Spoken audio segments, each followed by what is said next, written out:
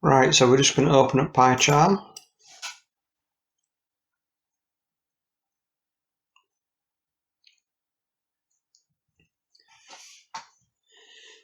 What I want to do is create a new project.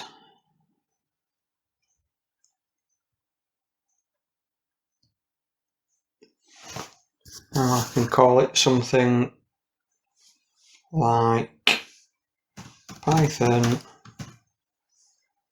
Selenium test. And that'll be the location of all the files that are saved there.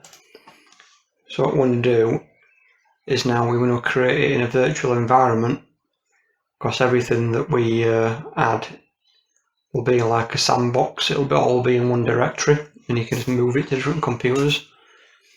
There are no interdependency issues, and nothing will get flagged up, and everything should work. It shouldn't start moaning about all these different things that it needs. And that'll be a location. So this is your interpreter here. This is like the newest Python, but you can use any Python you want. So what we'll do is create it.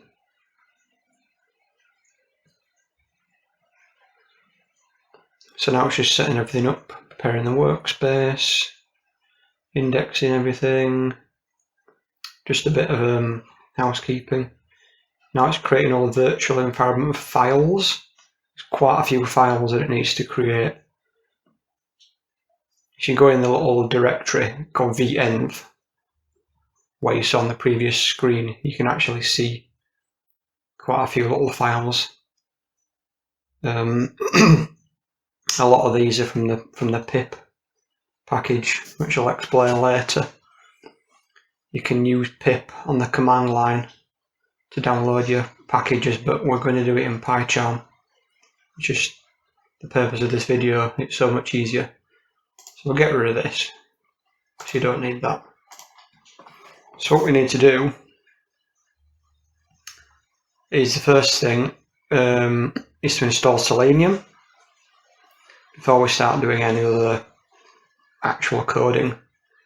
Yeah, get rid of that. It didn't really matter about updates and stuff, that's just whatever.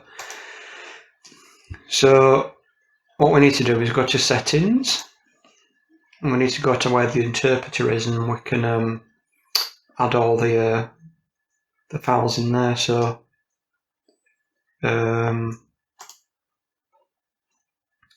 project interpreter, and that's just going to load all the packages that are in the virtual environment. So we've got pip. Like I said before, we've got setup tools there, much of a muchness. Everybody seems to use pip, but they're all indexing like package repositories. So if we want to add one, I reckon it should be a bigger button, to be honest. It should be a bit more obvious. It should be a button here to say like add package or something, but it's not very obvious. But it's a little button here, install. And the great thing about this is you can just select what you want to find. You don't have to Google it. And here we are. This is the Python bindings, the latest Python bindings. So just select it, just click on it like I've done, and then just install package.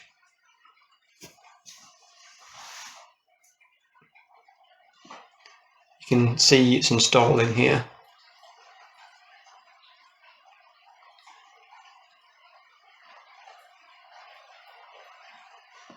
Done. And to get out of it, there's no like OK, which again is not ideal, but you just go there, and you can see it's here, Selenium, and this is the version, which is the latest version, and OK. We can get rid of that. So we want to create a new file. So there's your little virtual environment library. So right click, or you can go file, but if right click there, new file, we want new Python file,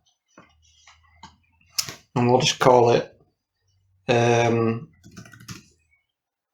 test module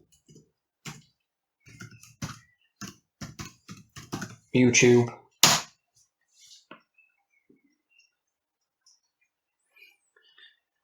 And now we'll get writing some stuff.